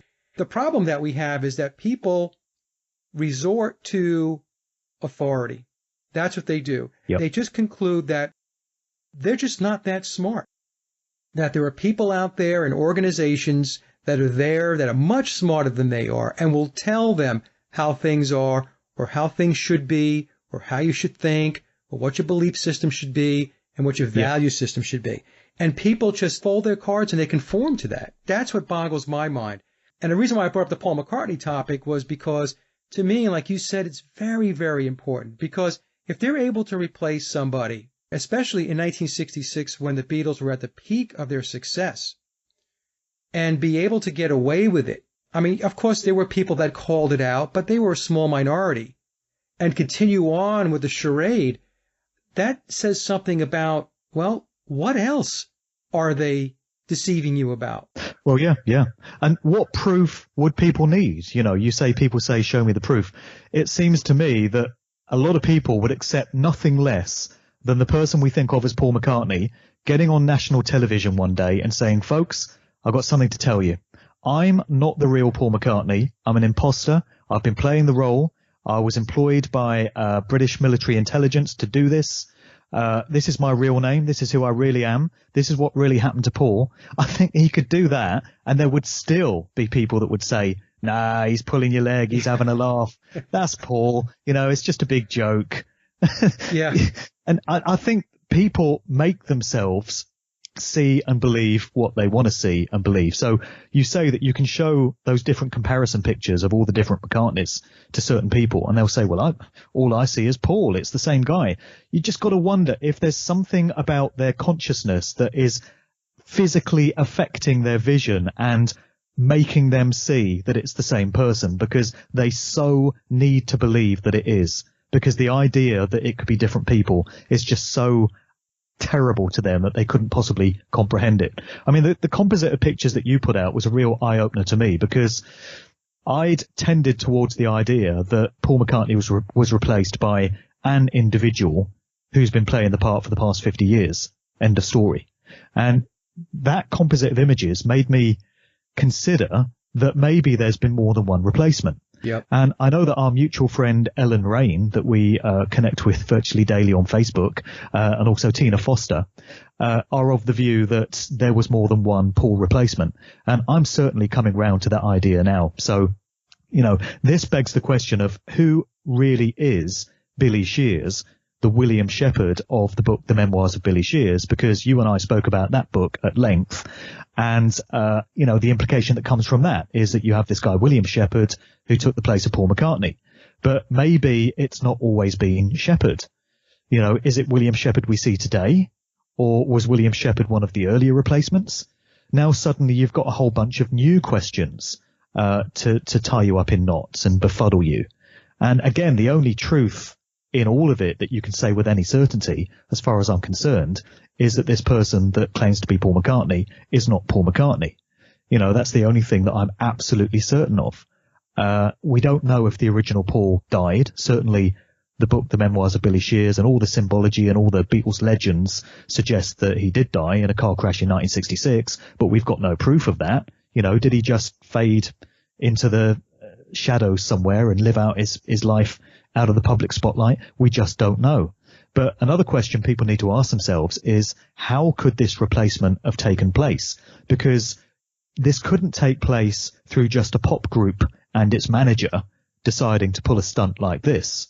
It would have to have occurred with the complicity of British military intelligence and very high levels of the police, the judiciary, the government, in order to tie up all the loose ends and cover up the aspects of it that needed to be covered up. You don't just replace somebody and get away with it and have an imposter taking their place for the next 50 years with no repercussions, unless you're connected into these very high levels of the establishment. So that then raises questions about the true nature of the Beatles. Were they just four lads from Liverpool that picked up some musical instruments and formed a group and composed some nice songs and worked really hard, did a few gigs, had some success and became a household name? Or was their entire career facilitated by certain parties? And were they put on the map by those that can make these things happen for much more far-reaching purposes? Was it pure random chance that they became the most successful and popular music group of not just the 1960s, but probably popular music history? I think few people would argue with the notion that the Beatles are the most successful and well-known pop group of all time. Does that sort of thing happen by accident or just at random, or is it made to happen by those that control culture and social engineering? And when you get into the deep levels of the sort of research that I go into in my book, and many others do as well, you come to understand that nothing like that does happen by chance. No, it doesn't happen by chance. And, Mark, it's 50 years later, and actually it's more than 50 years, because the Beatles really came onto the scene with their first album, Please Please Me, back in March of 1963. So we're talking about almost 55 years now. Sure. And they are still a monstrosity of a force in the entertainment business, in the music business, merchandise, and so on.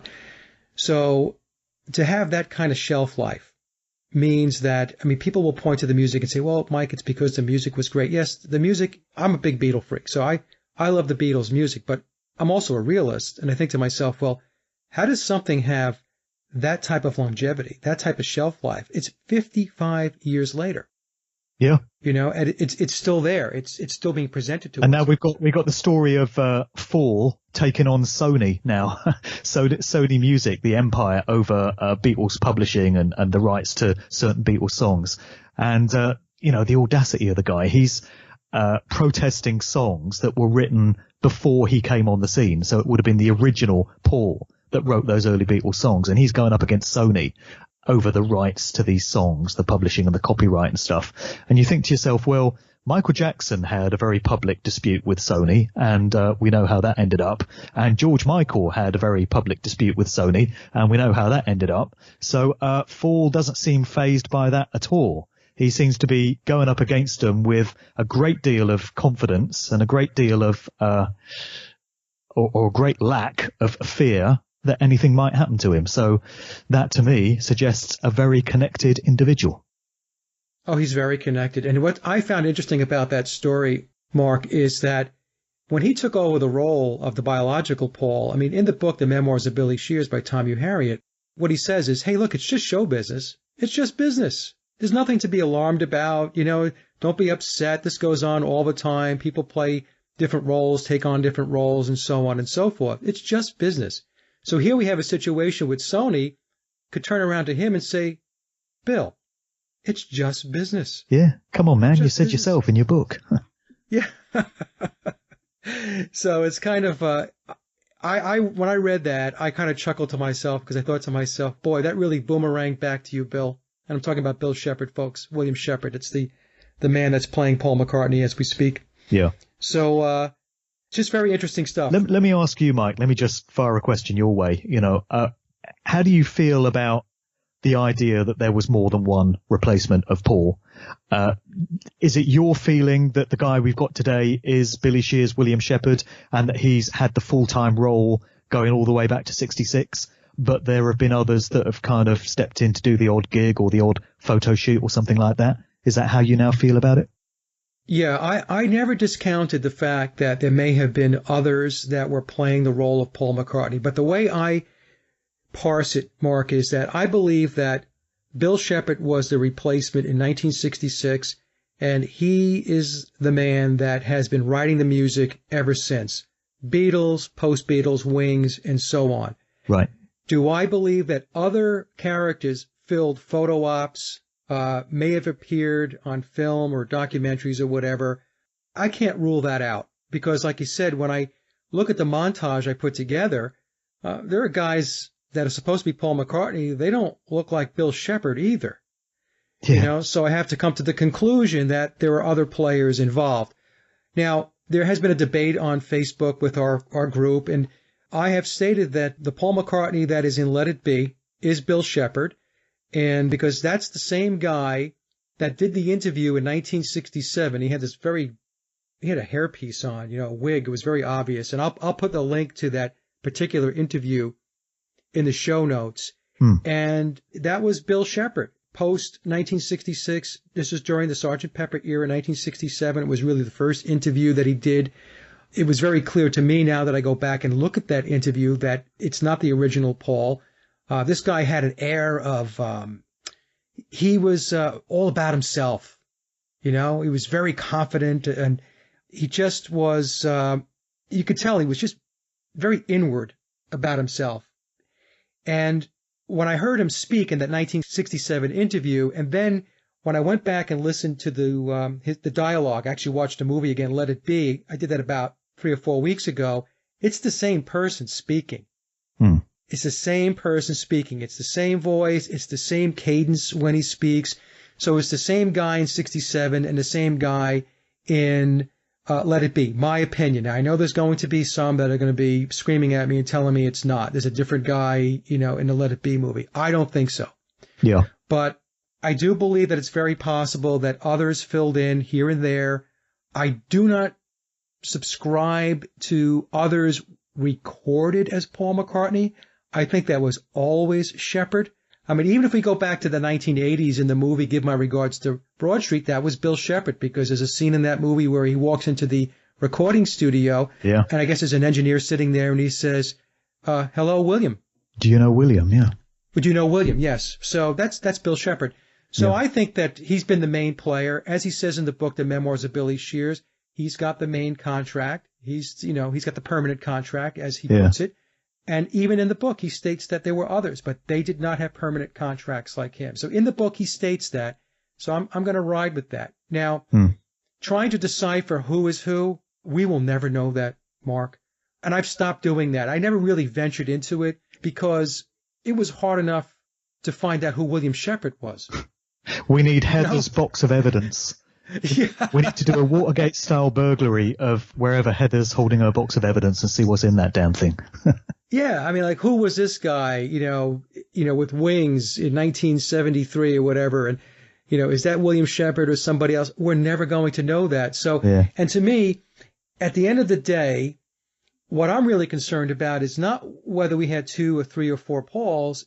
I mean, that's interesting, but it's really the program that Tavistock had in place, which was to deceive and to see the reaction, to see if people would catch on to the fact that somebody was clearly replaced. Yeah. And not just replaced and stuck in a closet, replaced and put in the spotlight, having a very, very successful career as a musician, as an entertainer for 50 years.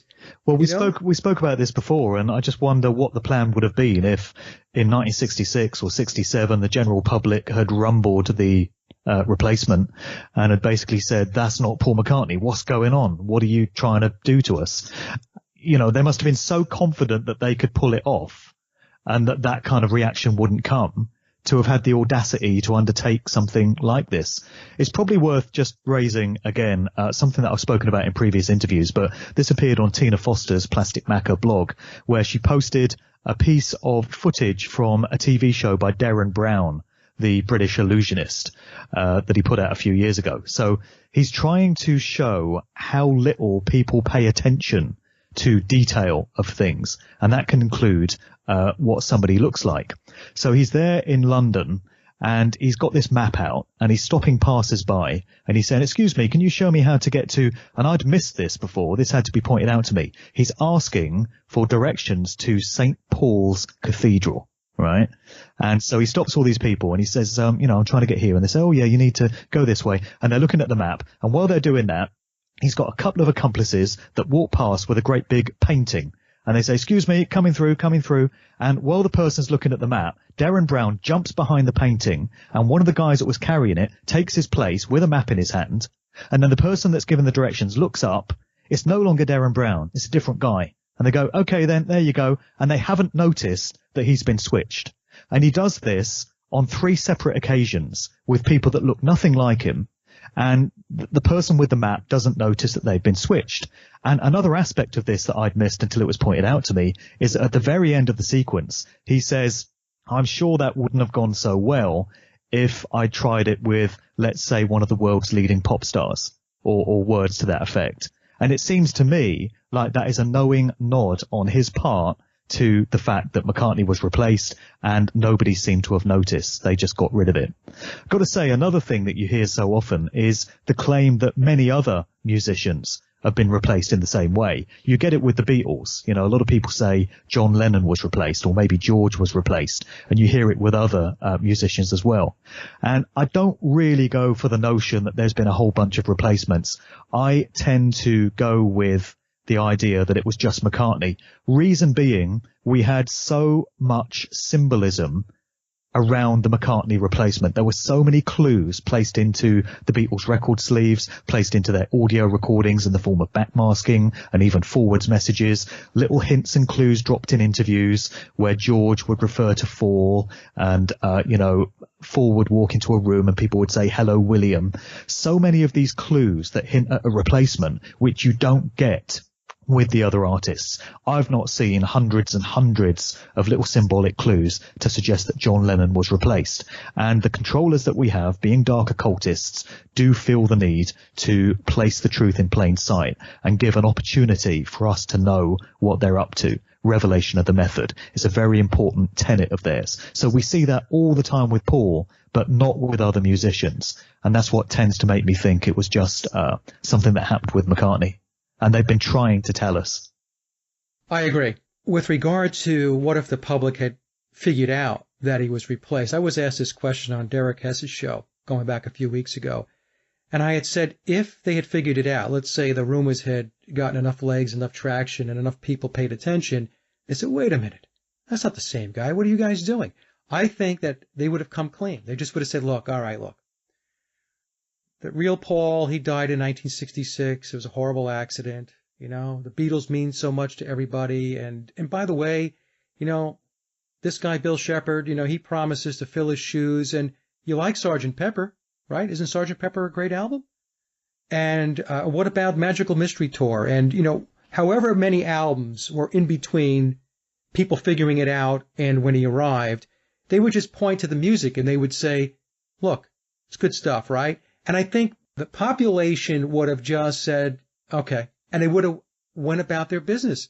I think that that's probably what would have happened. So I don't think that Tavistock or British intelligence were quaking in their boots. I think maybe originally they were like, okay, I hope this works. But I think as time went on, they had a game plan, a strategy in place. And because the question had to be tabled, in discussions when they were planning this all out, what happens if everybody figures it out? And they had to have an answer to that. And I think the answer would have been, we'll just come clean and people will just roll over and we'll continue to ride the wave. Yeah. You could be right. I don't know if you feel the same, but I think those of us in the Paul is Dead research community that are really trying to get this story out there are starting to make an impact, because I've noticed McCartney, in inverted commas, has been in the news a lot lately. He's in the spotlight. We've got this story about him going up against Sony. I've seen pictures in the tabloid papers and celebrity mags recently of him on holiday with his daughter Stella and with his wife Nancy walking down the street. He appeared in the 8 Days a Week Beatles movie directed by Ron Howard that came out last year, just making out he's the same old Paul, and he's remembering the good old days, and this is what it used to be like, because he's Paul and he would know. But we're just seeing a lot of Paul. He's doing interviews. He's still out there. He's nearly 80 years of age, if the memoirs of Billy Shears is to be believed. He was born in 37, so he turns 80 this year. And yet he's still out there. He's doing shows. He's doing interviews. And it almost seems as if the powers that be, the establishment, the controllers, are kind of shoving him down our throats and saying, here's Paul. It's the same old Paul, always has been, business as usual. Never mind all this nonsense about him being replaced. Of course it's Paul. You can see it's Paul, and I think that's why we're seeing so much of him. Another interesting thing, though, that I wanted to bring up is, I think I referred to this in our last interview, and I certainly mention it in the book.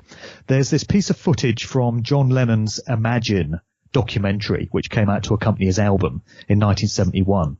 And it was one of the big kind of Paul is Dead clues for quite some time. I think it appears in the Winged Beetle movie as well, this excerpt. So you've got John Lennon and George Harrison, and there's somebody else there in the kitchen of Lennon's house where he's recording Imagine, and Yoko Ono's preparing some food for him. And John Lennon says to the camera, here you have a Beatle wife making tea for two of the Fab Four. And then George, in the footage I've seen, says the Fab Three. And then John says, oh yeah, the Fab Three. And then they start talking about this character, Beetle Bill. So he says, I see Beetle Bill's making a pig of himself. And then George says, yeah, he's not doing too well these days. Oh, I hear he's number 3 in Sweden now. And so in this piece of footage, you assume they're talking about this guy called Beetle Bill. But our mutual friend Ellen Rain posted something on Facebook the other week, which is a different version of that piece of footage. And now they're talking about a character called Beetle Ed. And so they say, I hear Beetle Ed is number 3 in Sweden, not doing too well for himself. And then after that, they go on to say, I see Beetle Bill is making a pig of himself. So in the original footage, the references to Beetle Ed have been spliced out. And you assume it's all referring to this character known as Beetle Bill. But now it appears that in its true context, it's referring to Beetle Ed and Beetle Bill. So 2 questions. Who the hell is Beetle Ed? And why did someone feel the need to chop that footage up and splice it back in a different order to make you think it's all about Beetle Bill? That's something that's come to light in the past couple of weeks, and it's raised some questions in my mind. Yeah, it's raised questions. In fact, I think I sent that original version to Ellen. Based upon that discussion between George and John, there's at least 2 of them. Now, the other thing I had said on the Facebook feed, the comment thread there, was that we also need to be careful because we can't jump to conclusions. We are not really getting those names in context. So because he mentions Beetle Ed, does that mean Beetle Ed was a musician, a songwriter, or is Beetle Ed somebody that's associated with them in some way, maybe in a managerial perspective, or an engineer, a producer, or a friend, whatever. Right. So I put that caution out there because we really don't know. We don't know. But it is very weird that the original clip had 2 names, and then the clip that is predominant today is the clip that only mentions Beetle Bill. So that is very odd. Yeah. And that goes basically hand in hand with the pictures that have been doctored and pulled back and stuff like that. I mean, I was reading research where there was an effort to really rein in all of the pictures to make sure that those pictures really only reflected the current guy, Bill Shepard. And there was a photographer. Now, you may know this better than I do, but I think he was Italian, and he had taken pictures of the Beatles back in the days when Biological Paul was there, and he was confronted, and he was asked for his pictures, and he refused to turn his pictures over. Yeah, I don't know if you know about that story. No, but I've not heard read that about story. that. Yeah, there's a photographer that was doing photo shoots going back to when Biological Paul was there. I guess he had a whole portfolio, and some guys showed up, and they said, hey, look, we need your pictures. Well, I think there's a cover-up going on, and I really do feel like they're trying to do some damage limitation, and they realise that there's quite a number of people now that are onto the deception. And that's thanks to people like us that have been putting this thing out there, and we've been told we're crazy and we're imagining things. But if that's the case, and if it really is the same old Paul and it's business as usual, why have we got them shook so much? You know, why are all these measures being taken? Why is fall in the news the whole time? And why are old pictures being doctored and old bits of video and stuff? You know, I've not seen 8 Days a Week, but there are people I know that have seen it that have said they're convinced something's been done to the old footage of Paul, real Paul in certain scenes, to make him look more like Fall. You know, why would they need to do that? Why would they need to doctor it at all? They did that in Help also, where they did some video editing to basically morph the face. I saw some before and after shots. There are some subtle differences to McCartney's face. So there's a program underway to revise history, to alter the perceptions of people. And I do agree that more and more people are becoming aware of this, Mark. I think that we are shaking some trees. Some of the feedback, and I've gotten a lot of positive feedback, by the way, from my Paul is Dead shows, and they really enjoyed the conversation you and I had, the first one. Yeah.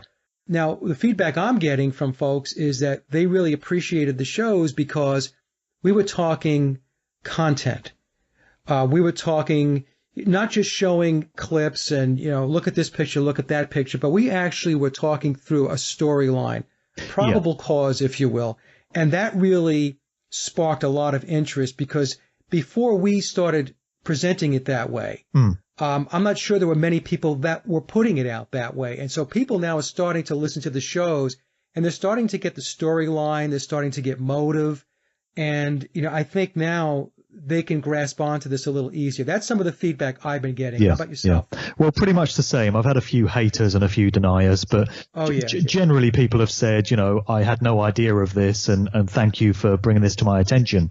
And it is all about context, as you say. And I think this is maybe why this whole thing didn't take root back in the 1960s, when there were a few individuals that seemed to spot there was something wrong with Paul. And then in 1969, you had all these kids phoning college radio stations, and all these DJs were playing the clues, and it was going around all these college campuses that McCartney had been replaced, but it kind of fizzled out. It didn't really break into the mainstream, or not as widely as it should have done. But I think now we're living in times where people have some understanding that the world is nothing like we thought it was. And you don't have to be an all-out conspiracy theorist to come to that conclusion. You don't even have to have undergone any kind of conscious awakening. It's just pretty obvious for all to see that politicians lie to us the whole time, and there are networks of different groups that are kind of running things, and pop videos are full of symbolism and dark occult stuff. And we get stories like Pizzagate and Jimmy Savile, and we realize there's pedophilia and there's satanic activity going on. You know, anyone now has the chance to understand all this stuff. So you place the McCartney replacement within that kind of setting, and suddenly it becomes far more plausible than it did when all you had was a bunch of clues on sleeves of Sgt. Pepper and Abbey Road and all these audio recordings and stuff. People could quite easily dismiss those and say, oh, this is just fantasy. You see what you want to see. There's no foundation to it. But you place it within the wider context of what's going on in the world and who's running things or seems to be running things. And suddenly it doesn't seem quite so outrageous. It just becomes one of many anomalies and many things that don't quite add up about this world. And maybe that's why people are more amenable to this idea now than they have been in previous times. And that's why it's really getting some legs now.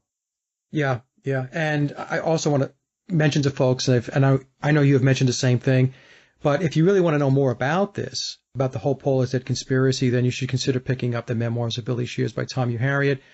Mark nor I have any affiliation with Tom or with Bill Shepard or Paul McCartney, or we're not making any money on this. It's just that it's an excellent book to be able to get that context that Mark was just talking about. It's going to help people to better get an understanding of why and how this could have happened. So, and by the way, Tom U. Harriet is a real person. Yeah. I want to say that too. Now, Mark, we're pushing 2 hours, and I don't want to take up too much of your time. It's just been a great conversation. Now, you're working on a new book, and I was wondering if you can give us some insight into the topics that you're going to cover in the next release. Absolutely. So I'm working on Musical Truth Volume 2. And as I said earlier, pretty much all of this year is going to be spent doing that writing, because it takes a long time to assimilate all this information and put it into a form that makes it easily digestible and makes the story flow. Which is quite a difficult process, really, because anyone can collate all this stuff. Not that that's easy in itself, but unless you put it in a form that makes it easy to understand and puts it in its true context, once again, then the story can get misunderstood and misconstrued. So that's why it takes all year to write a book. And so the topic that I'm on at the moment, which I've been writing about all this month, is the acid house scene in the UK, because I've realised that it's 30 years this year since the acid house movement first took off in London in late 1987. And I can remember it. I went to some of these raves and I was very much a part of that whole scene. And I can't believe it's been 30 years, but there you go.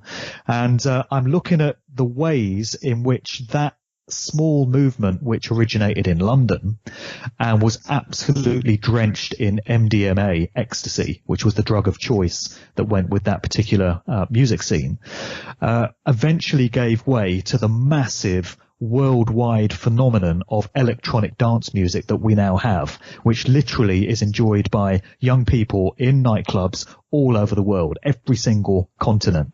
It's an absolutely colossal scene. It's still very much fueled by ecstasy and other drugs. And I'm looking at the parallels between that scene and how it came to take a hold and the influence that it had on that young generation of the time in the 1980s going forward, and the counterculture hippie scene of the 1960s, where LSD was everywhere and psychedelic rock music came along to replace what had been there previously. Because to me, it seems as if all the fingerprints of the social engineers and of the manipulations of the hidden hand are there in this acid house electronic dance music scene, as were there in that scene coming out of California 21 years earlier. So I'm getting to the bottom of some of the personnel behind the venues and the festivals and the raves that took place at that time, trying to get to the bottom of where all the ecstasy came from, and just looking at how that scene paved the way for something that completely transformed youth culture. And now we have an electronic dance music scene that's pushing all the same symbolism that the hip hop and pop music scenes did before it. So you're getting pyramids everywhere, you're getting all-seeing eyes, you're getting transhumanist propaganda and symbology everywhere. And this whole scene was prepared by that one small movement. So that's the major part of the book. I'm also looking into the heavy rock and heavy metal genres, because that's not a scene that I've really understood before. I've never really listened to that music, but I'm told by so many people that there's satanic elements there, and there's stuff going into the recordings in terms of backmasking and sound frequencies and things like that. So I really want to understand that genre more. I'm looking at the whole science of sound, actually, sound frequencies and methods of recording and audio production, and the sort of things that can be subliminally layered into music recordings at the production stage. That's another major part of it. And what else? I'm just picking up on some things that I touched on in Volume 1 as well, and giving a bit of an update. So I am going to be touching on the Paul McCartney thing, because as we've discussed in this show today, there are things that have come across my radar in recent times which I wasn't aware of when I wrote the first book. So there will be updates to some of the topics that I covered in Volume 1. But yeah, those are the main points. And the aim is to have Musical Truth 2 on the streets in early 2018. And then I'll be spending next year back on the talk circuit, back on the conference circuit, back doing a whole bunch of radio shows and podcasts to promote it. But for the rest of this year, knuckling down and getting that hard work done. Yeah, you're an excellent researcher, Mark. In fact, I know folks that have read your book, and they said it's an incredible read. And I'm talking about the first book, Musical Truth. So I just want to plug that for you. And some of the folks that told me this, yeah, these are folks that are in the research community, and they have read the book. And they said to me, Mike, you really need to get Mark's book because it's excellent. Now, Mark, where can folks buy your book, listen to your podcast, and learn more about your research? Okay, so Musical Truth Volume 1 is available on Amazon. You can get a hardback copy or a paperback version, or there's a Kindle version. And if folk want to get a signed copy from me personally, I am mailing out copies because I know not everyone likes Amazon. They're not the most ethical company in the world. So if people want to bypass Amazon and come directly to me, they can drop me an email. And the email address is markdevlinuk@gmail.com. So that's markdevlinuk, all one word, @gmail.com. And just mention that you want a signed copy of the book. And then we can talk about getting that out to you and covering the postage and stuff. If people can pay by PayPal, that's the way that works. So in terms of my podcasts, I've got my Good Vibrations conversation-based series. And I also have a conscious music podcast called The Sound of Freedom, where I play music that's the absolute antithesis of the corporate mainstream agenda. So it's message music. It's music that really resonates from real artists that aren't shackled by corporation owners. So you can get the whole archive of that. And they're all available via my main website, which is markdevlin.co.uk. There's links through to my SoundCloud from there, which is where you find all my audio stuff. And then my YouTube channel is youtube.com/markdevlintv. And there's a bunch of videos up there from some conference appearances that I've done recently, the Free Your Mind conference, the Open Mind conference, where I get into, 2-hour talks about all this stuff, and I show slides with some of the symbolism and things like that on, so people might find it interesting to take a look at those. So the one-stop shop for all of it is basically markdevlin.co.uk. Excellent. Well, Mark, it's been an absolute pleasure having you on the show. And I promise not to bother you this year, and maybe you can come back in 2018. Well, I'd love to. With the release of your second book. Yeah. And hopefully I might see you at some event or other at some point. Who knows? Oh, I'd love to make it. I know you're going to be in Philly in April, right? Yeah, I'm trying to get you there. That would be great. I would love to. Your get presentations. A bus. Yeah. No, your presentations are excellent. I watched them on YouTube. I put a number of them up on my blog. You're very, very articulate when you speak. You're very articulate when you present. And you really stitch things together very, very well. So I highly recommend that. It's the truth. And anybody who's listening, if this is your first time listening to Mark, I suggest that you go seek him out. Well, Mark, thank you so much. I know I've taken up 2 hours of your time here, but it's been greatly appreciated. Well, it flew by and we covered some great points. And I always enjoy conversing with you, Mike. So thanks for having me on. And we'll do it again sometime for sure. Thank you so much. All right. Thanks, brother. And that concludes another Sage of Quay interview, and I hope you enjoyed the discussion as much as I did. Links to my guests' websites and social media are listed in the show notes below. And as always, I'd like to thank everyone for listening and visiting the blog. You can get to the blog by typing in sageofquayradio.blogspot.com or simply head over to our hub website at sageofquay.com. Also, if you get a moment, please visit laboroflovemusic.com to listen to my album, Leaving Dystopia. And remember, live in truth and always serve creation. It's really that simple. See everyone next week. Be safe, enjoy, and God bless.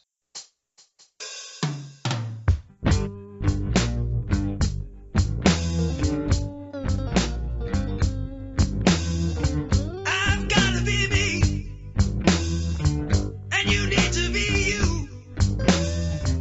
Just set your mind free and give yourself truth. Now don't fret, baby. It's like a night out on the town.